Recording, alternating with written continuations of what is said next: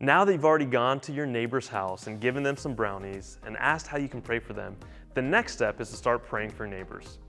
For most people, this might be intimidating because we don't know how to pray or we don't have enough time. Well, I'm going to walk you through a very simple way that you can do this. You can do it with your family or you can do it by yourself. This isn't going to be difficult, but it's going to be a really special way that you can connect with your neighbors and also grow more of a heart of God. So here we go.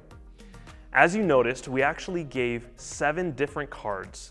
And in the first video, I said I wanted you to pick 7 neighbors. The reason that we gave 7 is that we want to keep it simple. You have 7 neighbors and there are 7 days of the week.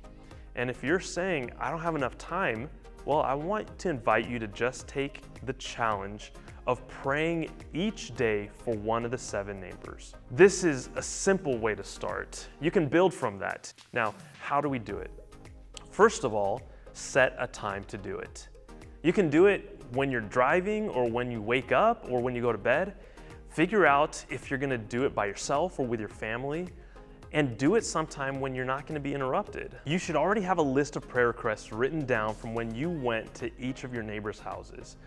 When you pray, you can just use the words that they used. If somebody said that they're having a hard time finding a job, then say, God, I pray for my neighbor who's having a hard time finding a job. If they're saying that they want to be married, you can say, my neighbor wants to be married. Now, as a Christian, we don't just pray for what we want, but just like Jesus, when he was in the Garden of Gethsemane, we pray with our desires and then we say, not my will, but your will be done. We need to ask for God's will above everything else. You can say, God, I want this for my neighbor, but God, I want what you want most of all, and I trust that you know what's best. Would you do something wonderful and better than what we could even ask for or hope for? And so we ask for your will, not ours. Then we also end that by asking God to help us see how we can love them in their situation.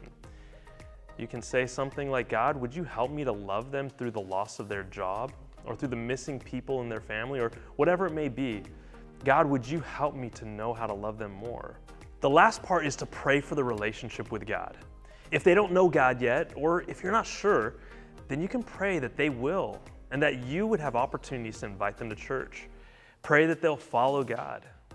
If they are believers, you can pray, God, I want to pray that they would grow in you and that you would help them in their work, that they would be a good witness in their family, and that they would be on this journey with me as we are loving our neighbors together, that we would see this neighborhood find hope in you. God, would you do something special here?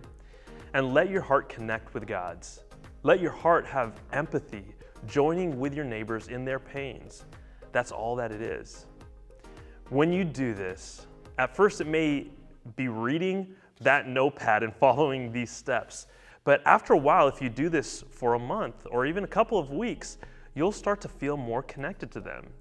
You're gonna care for them more. And when you're driving down the street and you see them taking out the trash cans, you might actually just stop and say, hey, I just wanted to let you know that I've been praying for you. How's everything going?